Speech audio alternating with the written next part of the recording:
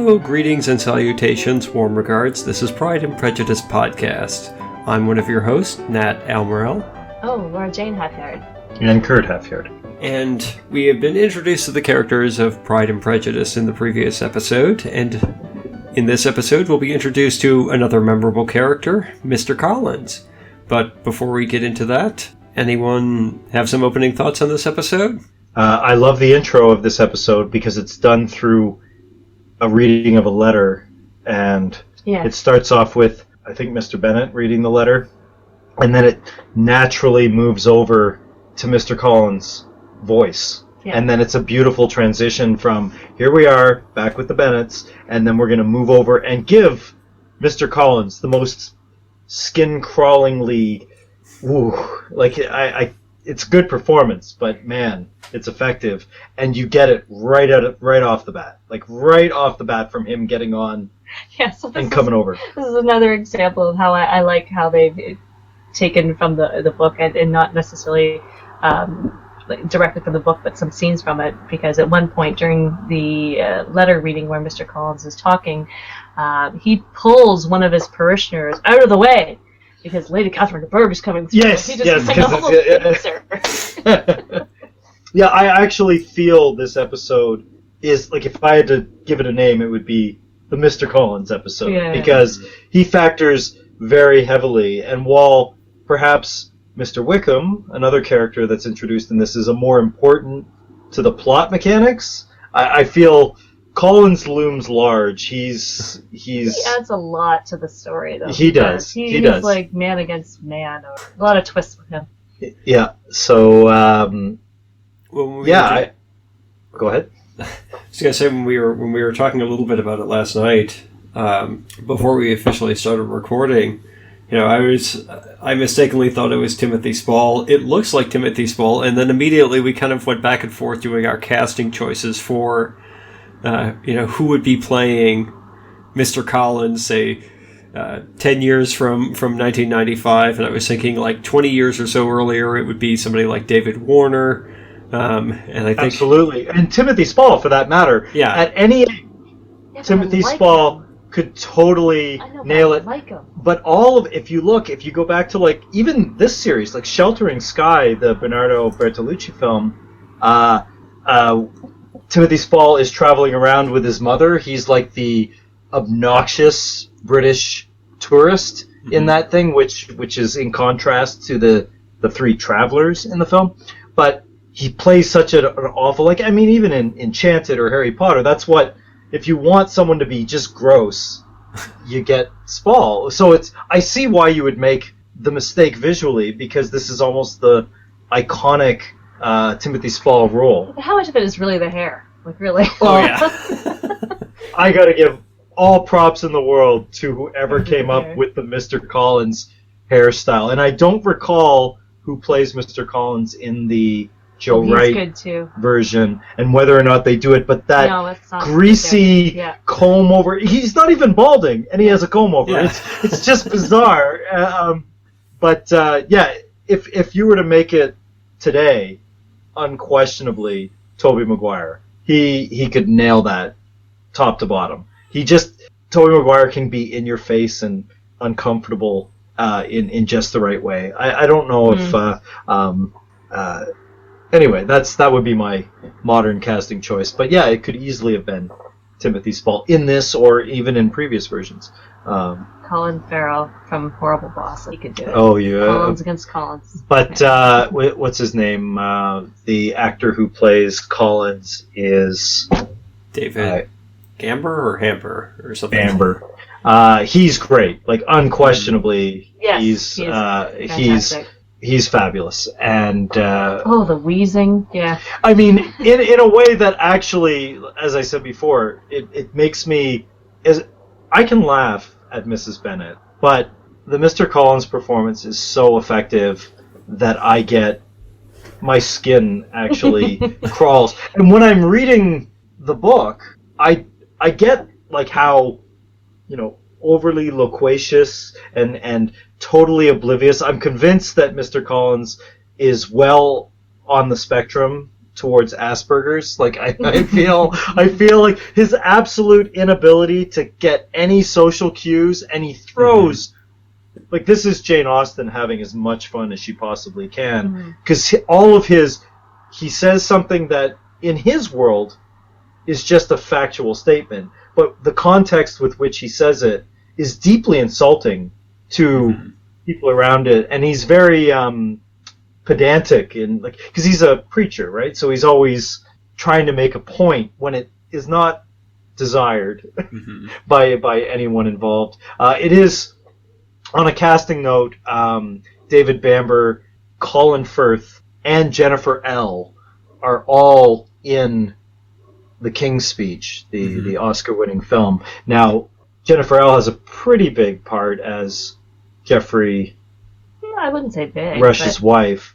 She's in there for sure. But it's blink and you miss Bamber as the theater director in the thing. But it's neat that all three of them ended up in this other property many, many years later. And a very successful, certainly not my favorite film in the world, but the performances are great. And the I don't think they have a scene, though. I don't think Colin Firth and Jennifer L. actually share a scene in the film.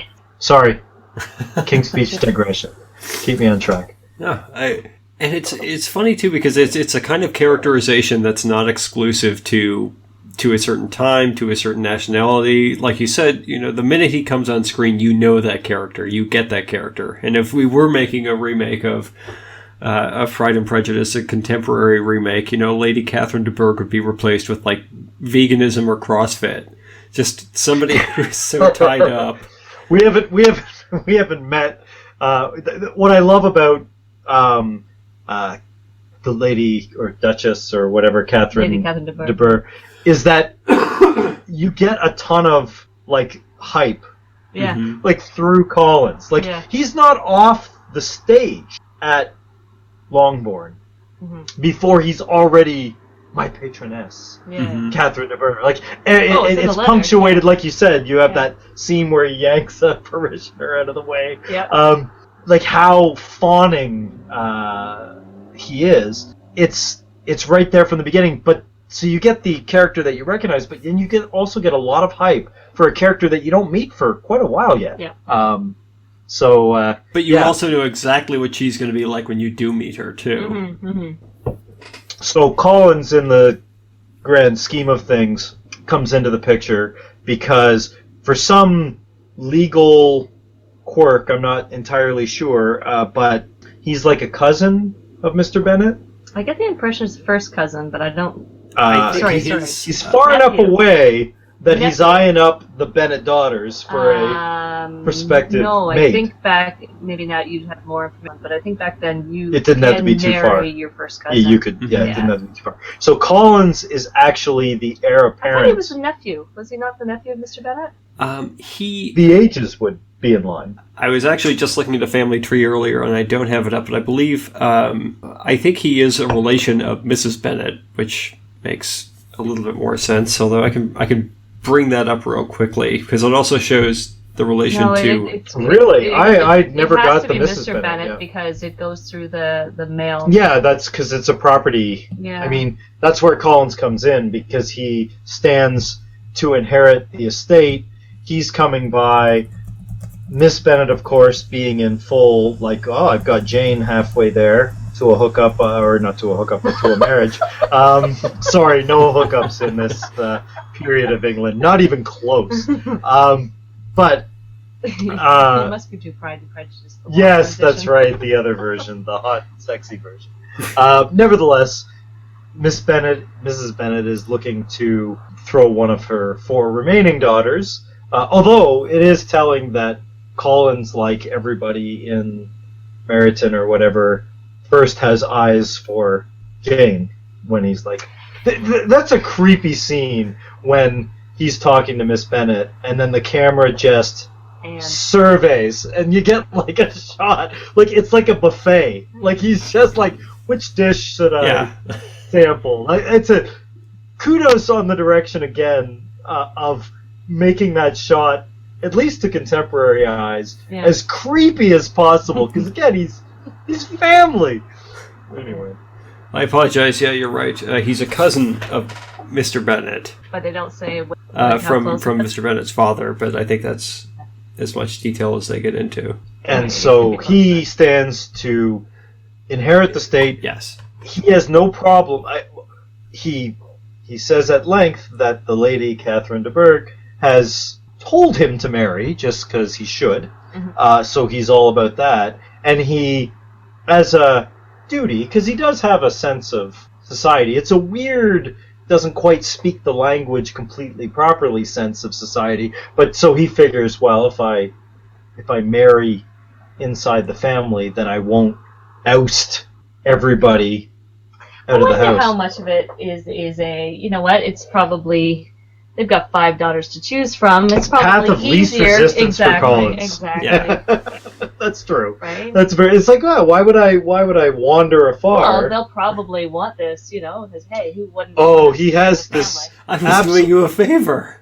As obsequious as he is, he has one hell of an opinion about himself. Like it's a fascinating thing to watch Collins, because he's totally the bowing servant when it comes to his patroness, but when it comes to, like, look at where I am in my position, Connections, and it is so, like, that's what causes me so much pain, because he often words it in such a way that, like, late into the episode, maybe I'm getting ahead of myself, where he proposes to Elizabeth, and he lays out his PowerPoint presentation for why the match is good, and why it's painful. It's so painful, because he cannot possibly see anything from anyone else. He makes no attempt. This is why I always say Asperger's, because he makes no attempt to see the world from anyone else's point of view. He only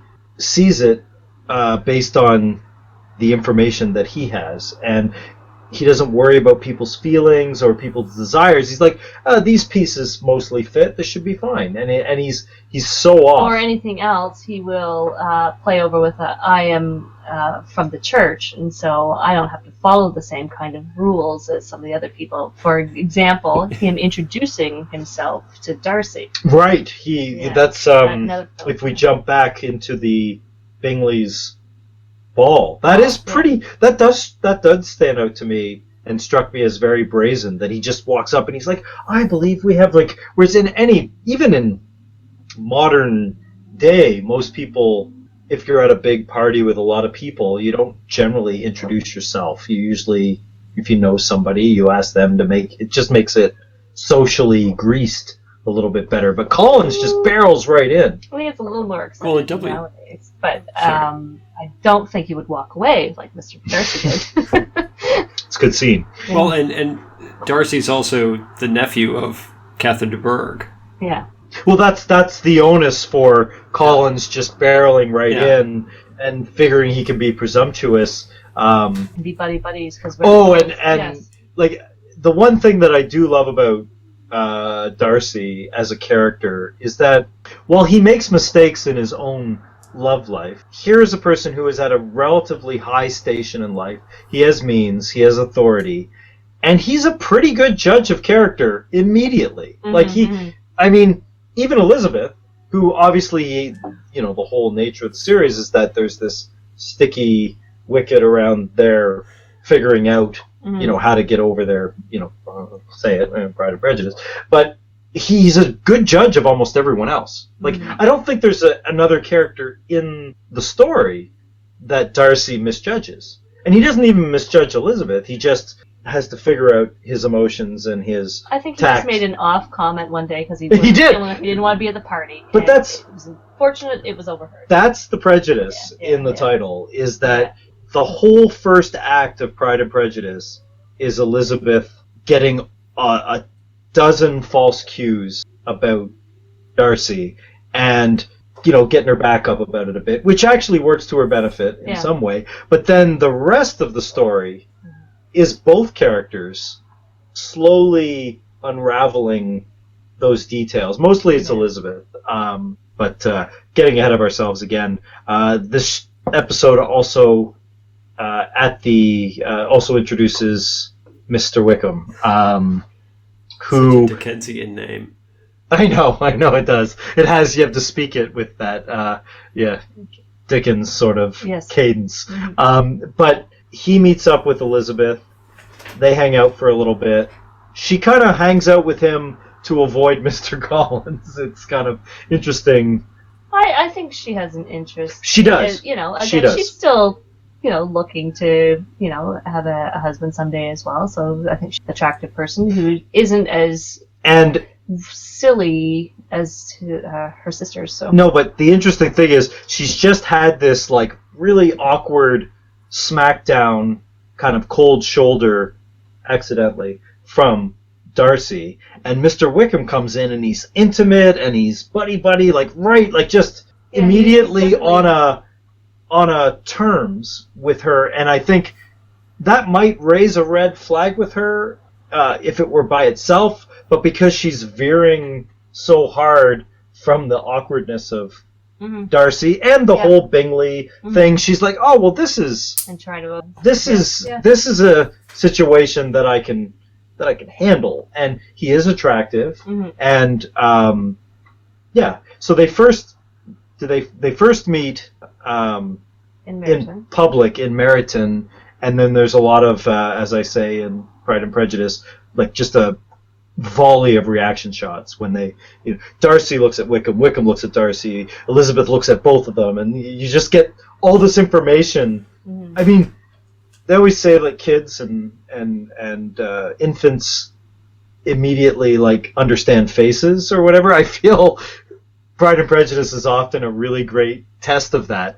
What is your literacy of reading facial reactions? Because that whole Meryton encounter, and then the obliviousness of the younger sisters as well, right? Because if we're going to talk about that, let's talk about how all the facial expressions that Mary makes when she meets Mr. Collins, and how she seems to be very open to it, and that nobody notices. It's the great tragedy of Pride and Prejudice is that Mrs. Bennet doesn't. She just wants to drive a match, and she's like, you know what? If we worked less hard, but worked more smart, this all would have worked out a lot easier. But there is who is it? Is it Jane? Who comes up and tries to yank Collins? Oh, Mary has an urgent ecclesiastical problem. You've got to come and help. It's Jane, right? Like that. Yeah. But that's more to allow Elizabeth time with. Yes. Well, it's funny too. I didn't think of it until now, but they also, you have two very different professions in this too. You have Collins, who is the man of God, although double irony there that the only person he worships is Catherine de Bourgh. But you also have Wickham, who's a soldier, and during this time, if there's two professions that can give instant respectability to someone of any class. Or the lower class, it would be the clergy or the military, and you do have like that. I guess those people who are just in their profession for that respectability, who turn out to be pretty lousy characters too. And it's kind of interesting, and I give Austen credit for really, covering a lot of different breadths or aspects of society. Again, in just in 2 episodes already, but. No, there is quite a bit of spread between everyone. Although Austen still does stay mostly in the upper crust. Like there's not a lot of crude, like the peasant class in. Like even Wickham, who was the son of the steward of the Darcys. I mean, he was still properly educated. He was still, and same with Collins, because he's erudite and he has the patroness covering his, means to live and whatnot.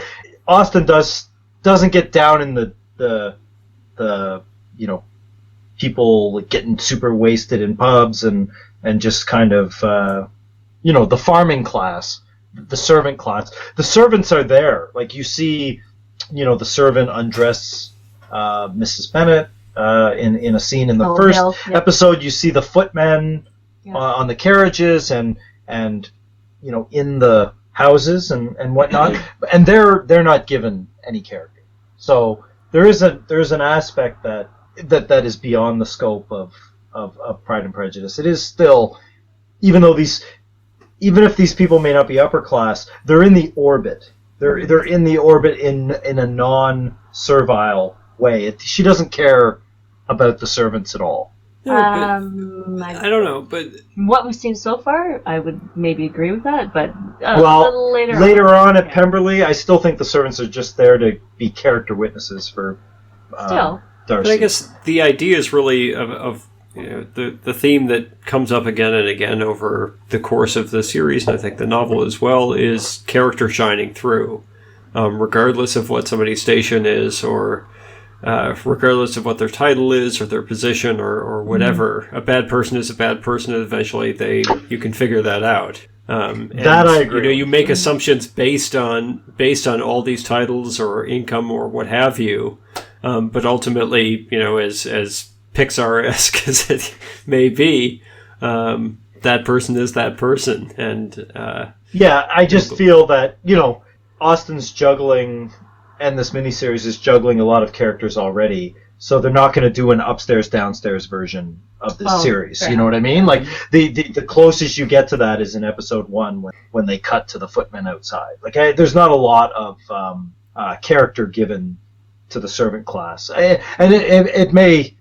It's almost like, well, that could be a whole nother novel. Like that could be a whole nother thing, right? So the purpose of this is, the entry level aristocracy, even if it's in the country, end up for the most part where she's going to spend her time. Now, Mr. Wickham is an interesting example because he's as low status wise as the character pool will allow, and it's more coincidence that his later on his character will be also shown as low, but at the beginning he just seems like, oh, here's an appealing friend. If Elizabeth was looking to marry for love or whatever, here's an option. Like let's just consider this option. And there's the big scene is not so much the meeting in Meryton, but it's the non-meeting, the conversation that she has with Wickham. I'm not sure where it takes place. Aunt Phillips. He happens to be there, and they sit Aunt down. Phillips. Well, there's a bunch of stuff going on in the background, but I love how they shoot Wickham's story to Elizabeth. So this is what really gets Elizabeth's back really up against Darcy, because Wickham tells his history and what Mr. Darcy did to deny him of potential income.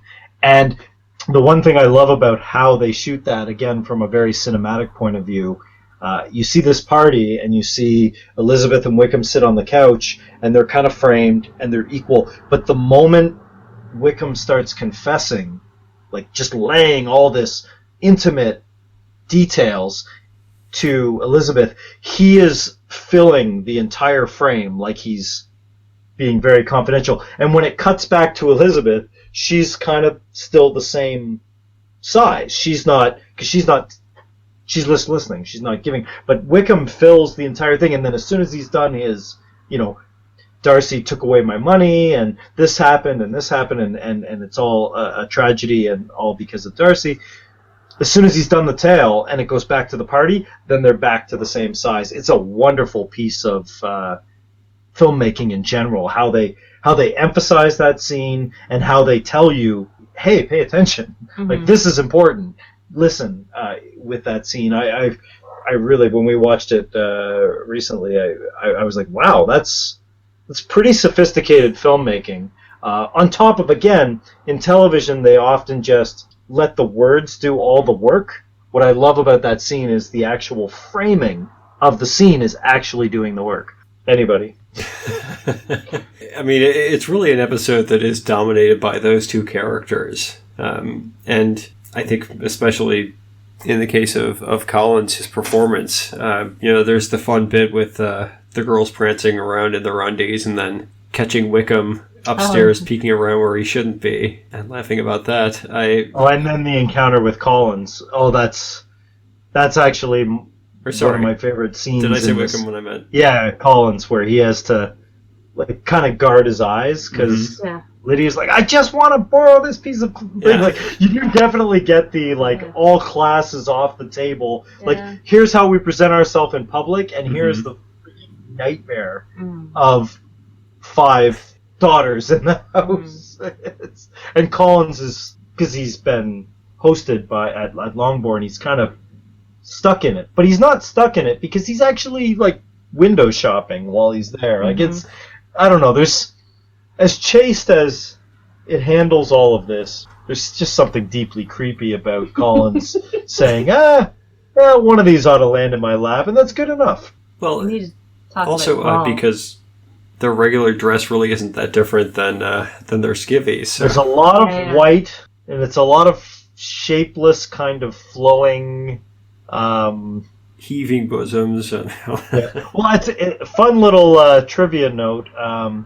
Susanna Harker, who plays Jane, was pregnant while they were shooting this, and as the series goes by, you can see the hemline of her dress get higher and higher and higher as they're hiding the pregnancy. Although that doesn't stop them from. There's the scene at the ball, so everybody's dressed up. They're all in their finest for the ball. You've got Jennifer L. or Elizabeth. She's got this kind of high-necked thing. The bosom line of the fabric is pretty high, and then Jane is just busting out in all directions. I don't know if that's like that strikes me as very strange, because usually, in the British it's like show an ankle, that's all you get. But it's probably a function of she's pregnant, like her bust line is changing. So it's there, it is what it is. But the ball is kind of the centerpiece of. Well, the proposal is kind of interesting too. But It's weird.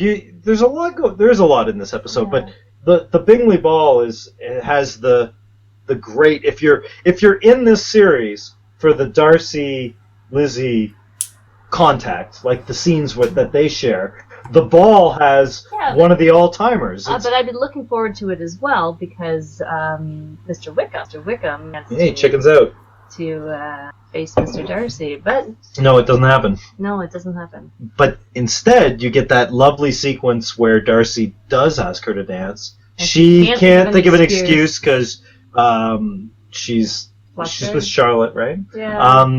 And it's just one of those things, like whatever. It's the story needs it. She couldn't think of an excuse.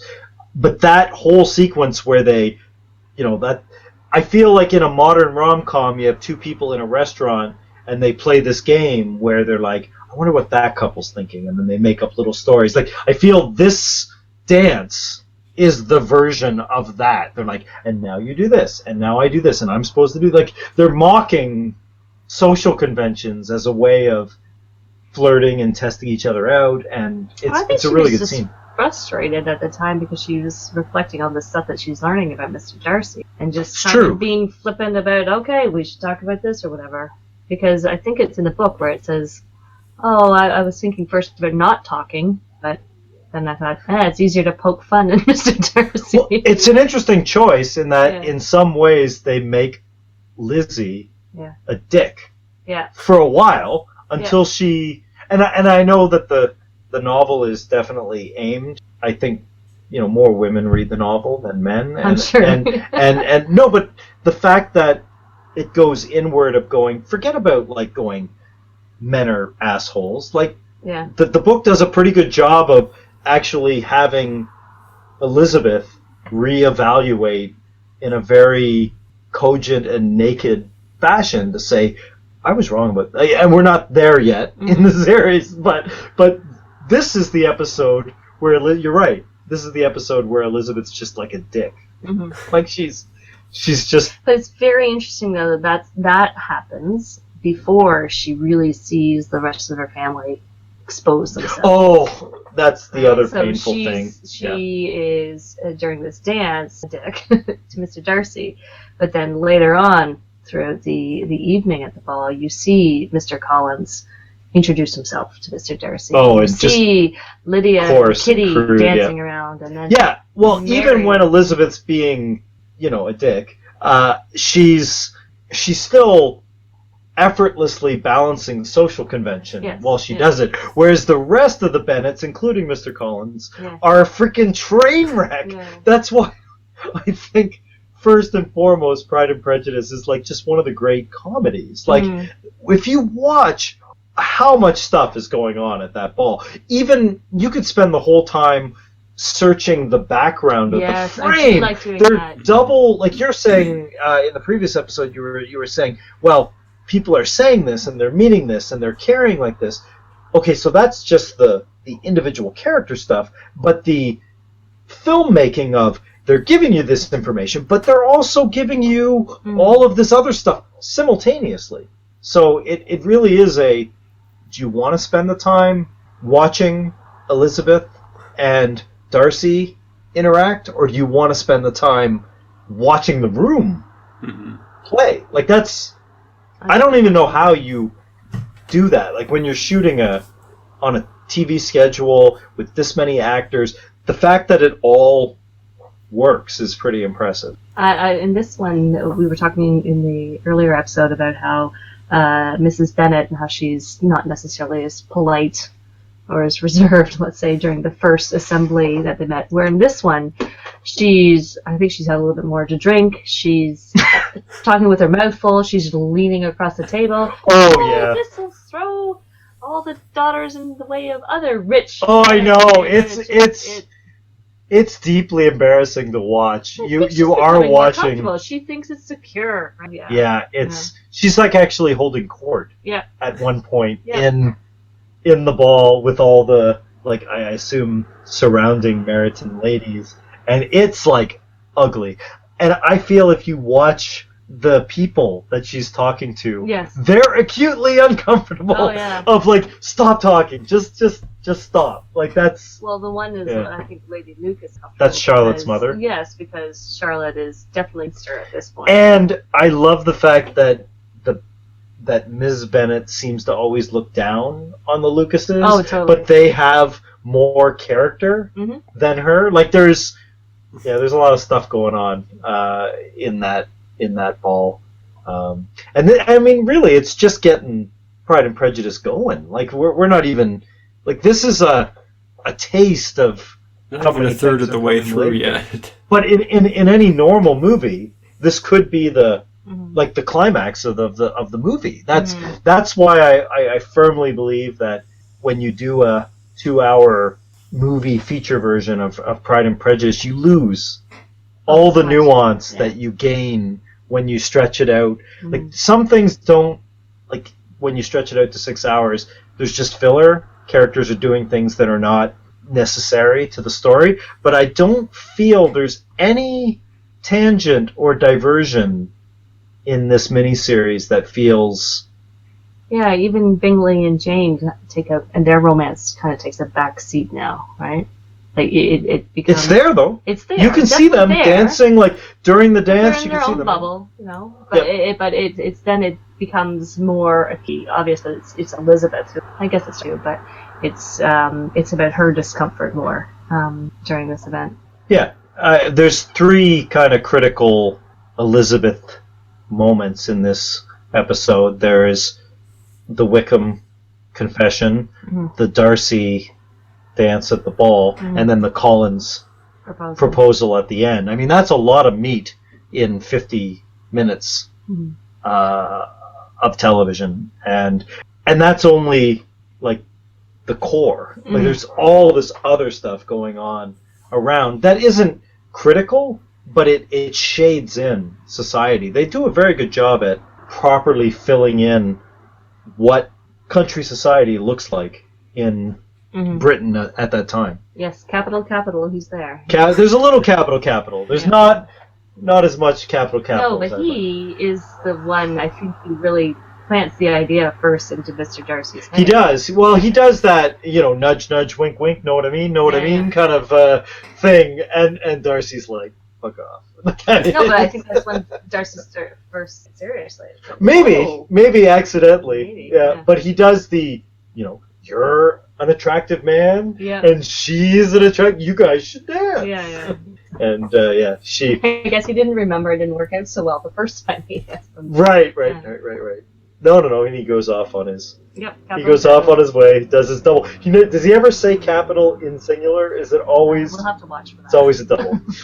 Everyone has their mantras, for capital, Lady Catherine de Bourgh, all of that in this episode. Oh, Mr. Bennet. But Lizzie is also, she is put through the ringer in this one, too. Like, I can see her easily, being more acceptable to Wickham and just giving her a reason to hate somebody because she's got pressure from everyone to marry Collins, whom she detests, and then just hearing some juicy gossip on Darcy. That you got to have some sort of outlet there. And yeah, I guess this is Elizabeth at her lowest. Like, for better or for worse, she does indulge in some of her more, her willfulness is a positive in most situations, but I feel this episode is where, she's not seen in the best light in her behavior. But I mean, this is all setting the stage for her personal redemptions later on. I would be remiss in talking about this episode if we didn't mention poor Mary and her singing.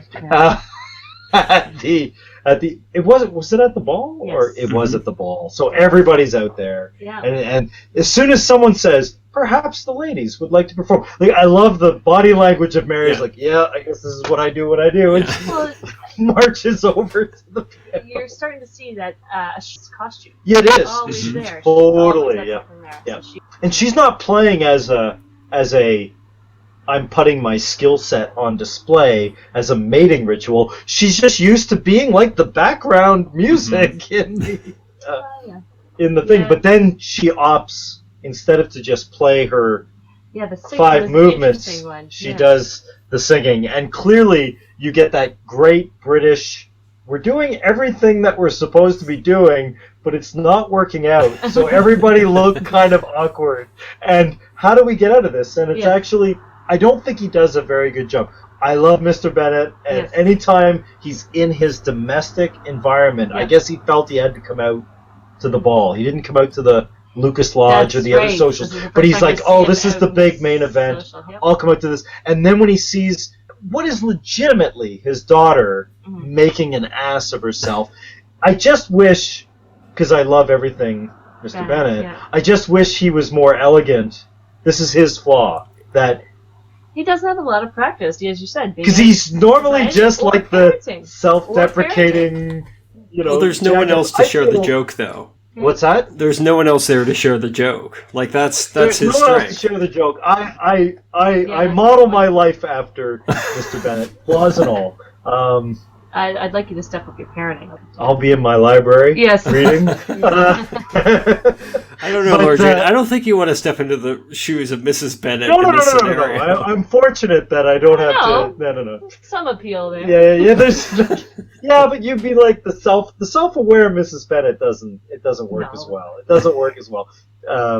But yeah, he drags poor Mary. Yes, he could have found a better way. It's embarrassing, and you're like, it's painful to watch. Yes, especially, I guess he wasn't there for that scene, but when they're at, I can't remember whether it was Miss Phillips said before, where Sir Lucas says, Mary, their taste is not as refined as ours, perhaps. Right, right, because everyone's calling for like a happy thing, and she's like, I'm only in the second movement. But Sir Lucas had found a better way of saving face. And unfortunately, because Mr. Bennet maybe spends a little too much time in his library, he doesn't have the grace. But all of this, that whole evening, the ball, plays a massive importance into motivations with Jane for like the consequences of, you don't get told this. And I actually firmly believe, because I'm reading the book concurrently to watching this, that the film or the miniseries version articulates the Bennet boorishness better than the actual novel, where she has a lot more. Well, I think it's again a lot of the scenes. I think it's that show, that visceral, where you can just acutely recognize social awkwardness. It's a little harder on the page. Of all the times watching, that is the section that I almost want to skip over. Oh, because it's just too painful. It's so painful. It's just too painful. Yeah. And this is before like the BBC Office. I think this is even before True. Partridge. And I do feel though that is so intrinsic in the British comedy experience. I mean, there's a lot of people that even compare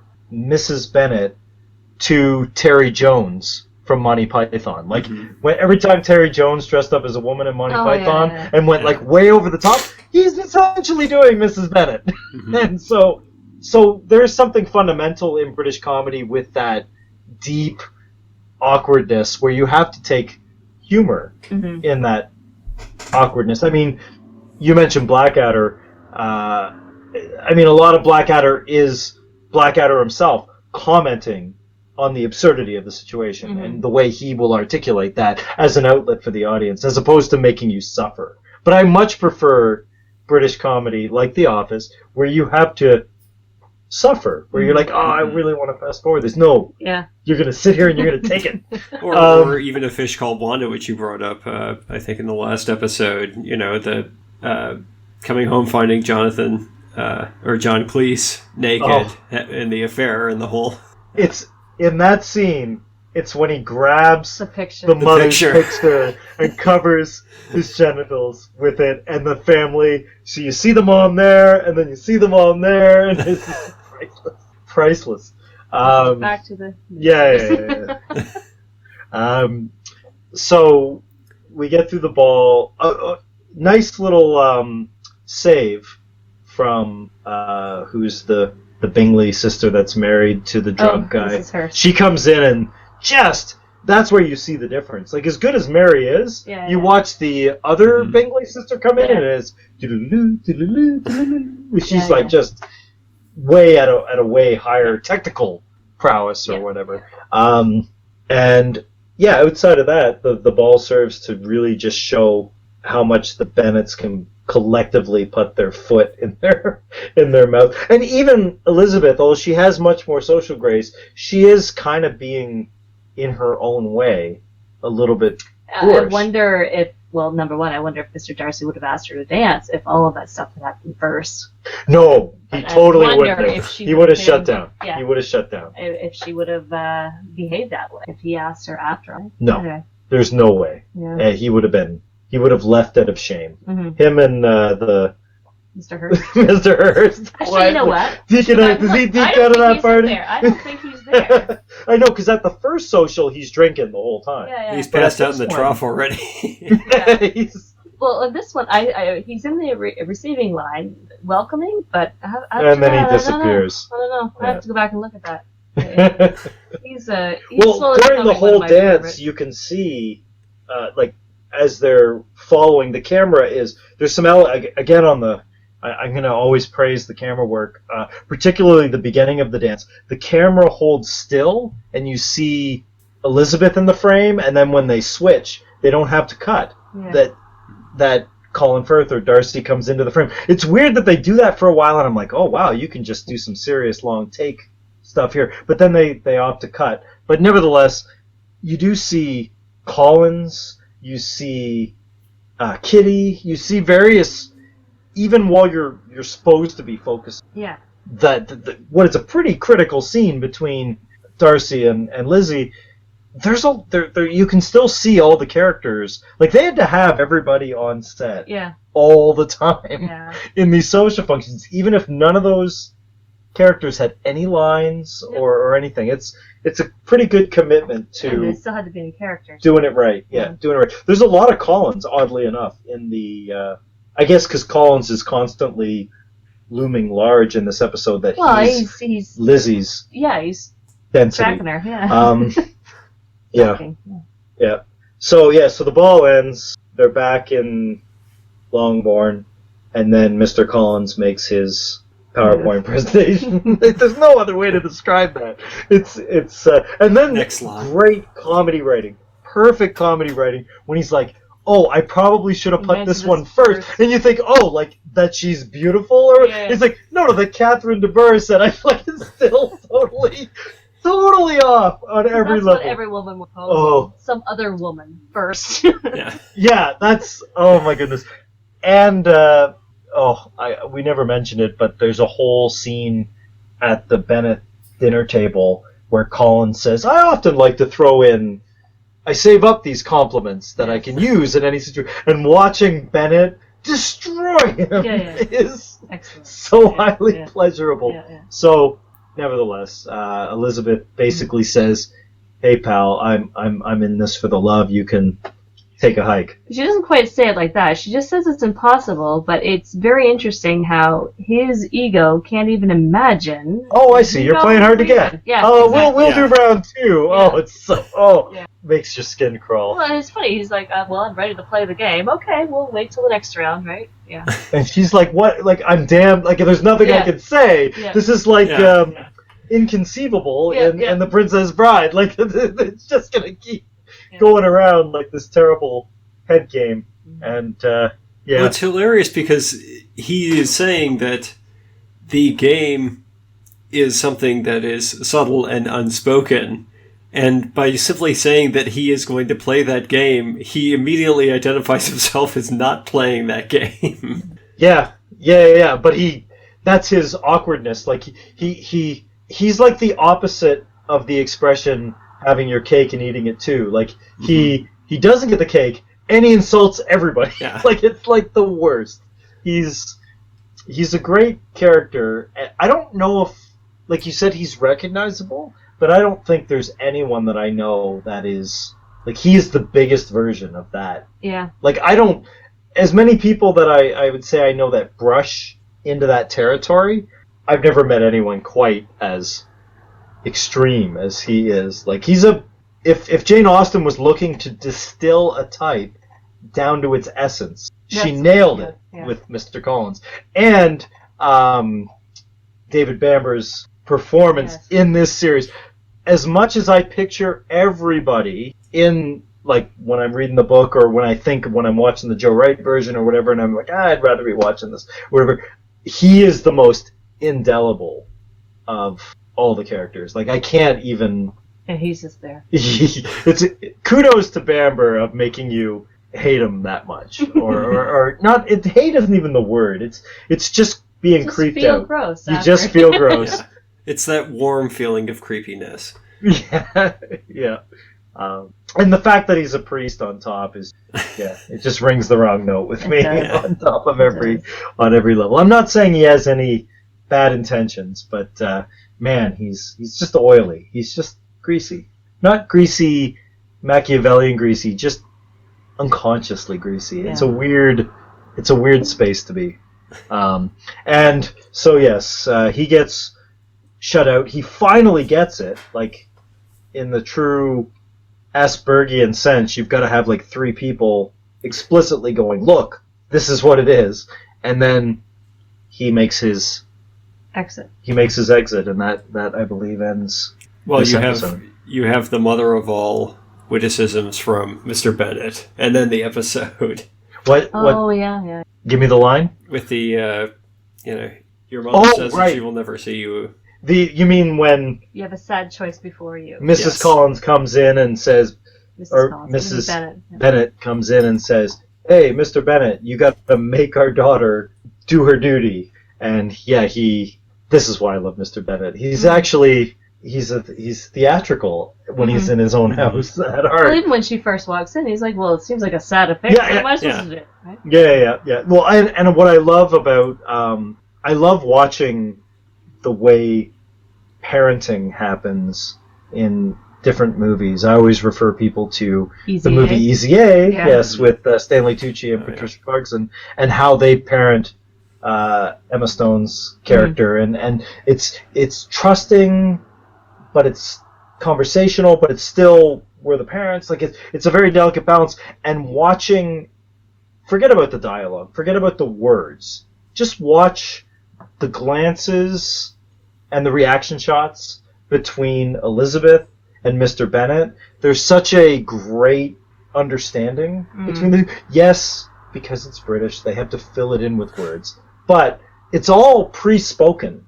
And that's what makes that kind of gag stand out is because Mr. Bennet is like saying, well, this and you should do this and this is unfortunate, but if you don't, then you're going to piss me off. And then, yeah, you basically get the wah with Mrs. Bennet, which is like the punchline to every Mrs. Bennet. That would be the perfect freeze frame for the episode. It is. Yeah, you feel like it's like the police squad kind of freeze frame at the end. Yeah, but it is actually in our version.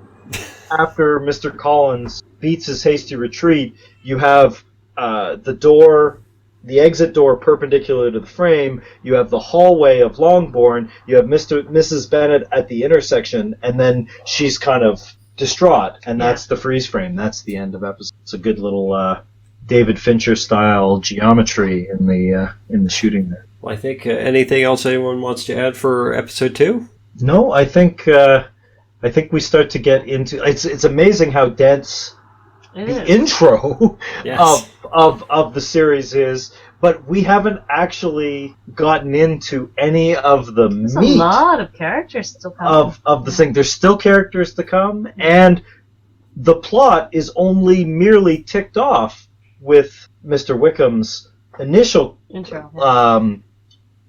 Story to Lizzie. Now things really begin in earnest in episode 3. Yeah. Well, and we will cover those next time, but until then, cue the lace.